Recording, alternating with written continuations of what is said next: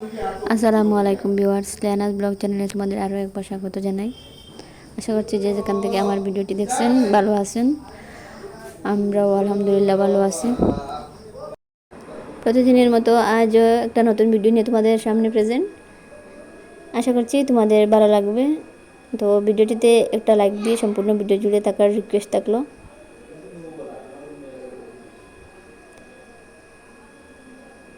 সকাল সকাল ভাবছি মাছ রান্না করব, মাছের ঝোল করব। তো ওইগুলো ছিল আর কি, ওইটা হচ্ছে মাগুর মাছ, বড় মাগুর যেটা হয় আর কি। তো দেখে মনে হচ্ছে মানে ফাঙ্কাস মাছের পিস, তো বড় বড় ছিল পিসগুলা। কেটে নিয়ে এসেছেন, যেহেতু আমার কষ্ট হবে ওই জন্য আর কি। তো ঘরে মাছ কাটলে মানে ততটা ভালো হয় না, আর মাছ কাটতে অনেকটা নষ্ট হয়ে যায়। ওই জন্য মানে যতটুকু সম্ভব কেটে নিয়ে আসেন।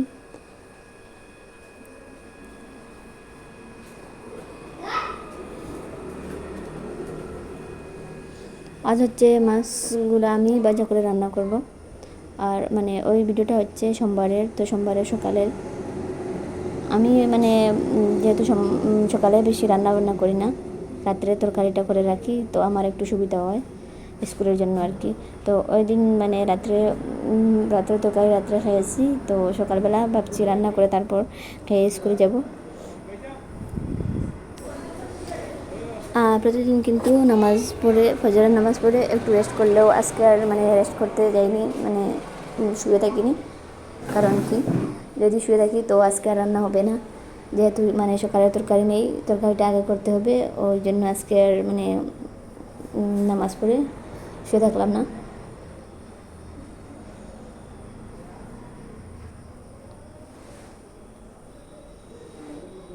যেহেতু সকাল সকাল একটু তাড়াহুড়ো থাকে, ওই জন্য আর কি একদিকে মাছ ভাজি করছি, আর ওইদিকে হচ্ছে মশলাটা আমি রেডি করে নিয়েছি। তো মাছ ঝোল করতে মানে যে মশলাগুলো, গুঁড়া মশলা যেগুলো থাকে ওইগুলো দিয়ে দিয়েছি। আর মানে আমি একটা বড়ো সাইজের টমেটো কুচি কুচি করে দিয়ে দিয়েছি মাছ ঝোলে।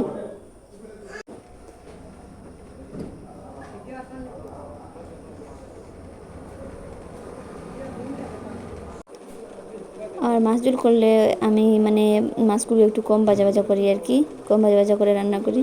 তো যেহেতু সকালবেলা অনেক কাজের চাপ থাকে, ওই জন্য মানে অন্য কাজের খেয়ালে। আর এই তো আমার মাছ ঝোল প্রায় মানে হয়ে গেছে।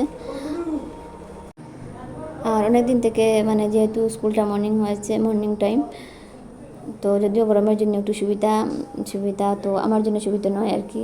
আমার ভালো লাগে না বলতে, সকালে অনেক কিছু কাজ থাকে, তো ওইগুলো তাড়াহুড়োর মাঝে করা যায় না। আর আসার পর আবার মানে কাজে তেমনভাবে মন লাগে না, ভালো লাগে না।